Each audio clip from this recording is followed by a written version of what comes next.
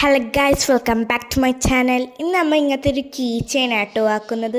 നൂലൊക്കെ ഉണ്ട് ഇങ്ങനത്തെ ബാഗ് അതേപോലത്തെ ഇങ്ങനെല്ലോ ആക്കാം കേട്ടോ.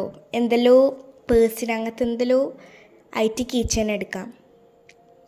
അതിന് വേണ്ടിയിട്ടൊരു നൂലെടുക്കാം കേട്ടോ, നൂലൊക്കെ ഉണ്ടാക്കുന്നത്.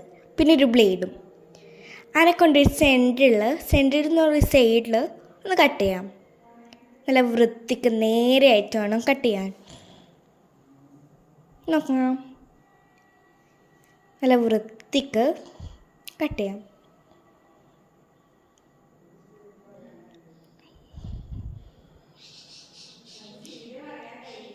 കട്ട് ചെയ്ത ശേഷം ഈ നൂലെടുത്തിട്ട് നമുക്ക് മാറ്റാം. നൂലിൻ്റെ ഒരു കട്ട നമുക്ക് ഷേപ്പാക്കി